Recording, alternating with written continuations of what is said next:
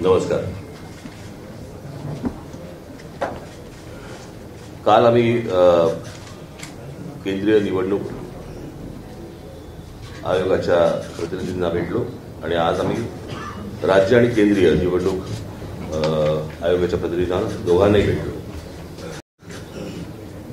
आता जयंतराव म्हणाले किंवा बाळासाहेब म्हणाले, मला अत्यंत महत्वाची एक गोष्ट आपल्यासमोर आणि महाराष्ट्राच्या जनतेसमोर मला की निवडणूक ही गोष्ट म्हटल्यानंतर राज्य आले आणि निवडणुकांना मतदान करणारा महाराष्ट्रातला मतदार आला. निवडणूक आयोग ही फक्त निवडणुका घेतात, कंडक्ट करतात, परंतु राजकीय पक्ष हे निवडणुका लढवतात. आणि राजकीय पक्षांना जर समजा निवडणूक आयोग ज्या मतदार याद्या आहेत या जर समजा दाखवतच नसेल तर मला असं वाटतं की पहिला घोळ इकडे आहे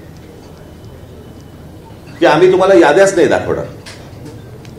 म्हणजे मी आता तुमच्याकडे 2024च्या निवडणुका अगोदर आणि 2024च्या निवडणुका झाल्यानंतर अशा मी तुम्हाला 2 याद्या मी तुम्हाला फक्त आता दाखवणार आहे.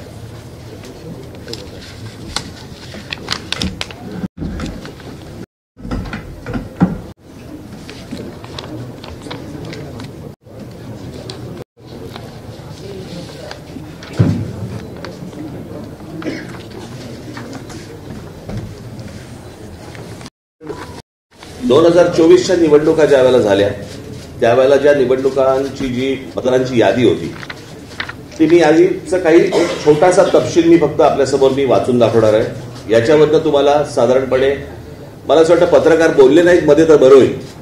आपण कॅमेरामन जरा शांत, कारण आपलं कॅमेऱ्यातनं सगळं टिपतंय, परत आपण पण बोलताय.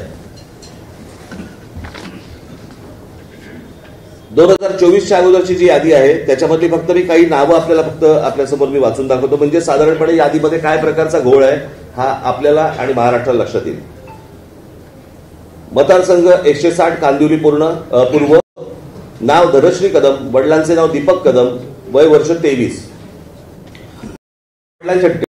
नाव दीपक रघुनाथ कदम, वडिलांचे नाव रघुनाथ कदम, वय 117. मतदारसंघ 161 चारकोप, नाव नंदिनी महेंद्र चव्हाण, वडिलांचे नाव महेंद्र चव्हाण, वय वर्ष 124, वय 124.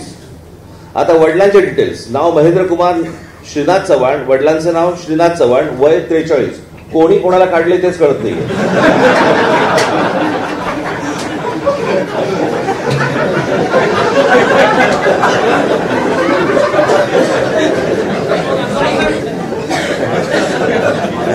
विषय गंभीर आहे.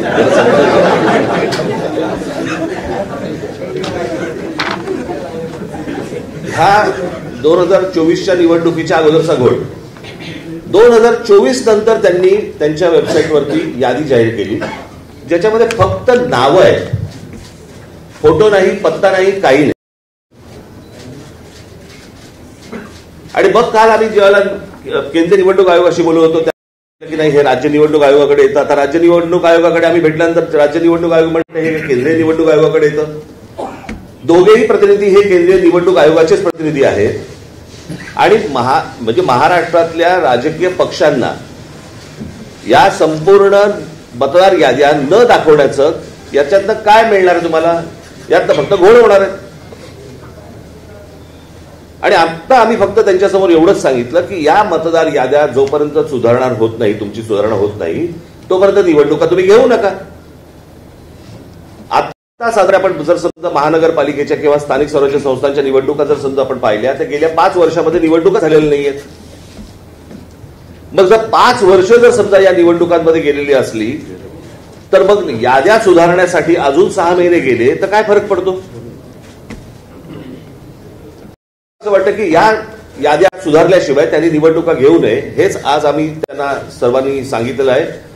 म्हणजे त्यांनी आता काहीतरी काल एक आमची भेट झाल्यानंतर त्यांनी एक नोटिफिकेशन काढलं आणि त्याच्यामध्ये आम्हाला राजकीय पक्षांना 8 दिवस दिले.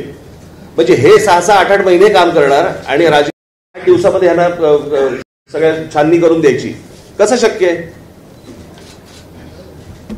तो काल जो त्यांनी काय नोटिफिकेशन काढले ते एकतर रद्द करायला आम्ही त्यांना सांगितलेलं आहे, आणि आज आम्ही त्यांना सांगितलेलं की या निवडणुका तुम्ही उद्या ते काय याच्यावरती निर्णय करतायत हे आम्ही 1-2 दिवसात पाहू, आणि त्याच्यानंतर मला असं वाटतं सर्व राजकीय पक्ष मिळून आम्ही एका निर्णयापर्यंत येऊ. तो निर्णय तुम्हाला अजून 2-3 दिवसांनी सांगू. ठीक आहे, धन्यवाद.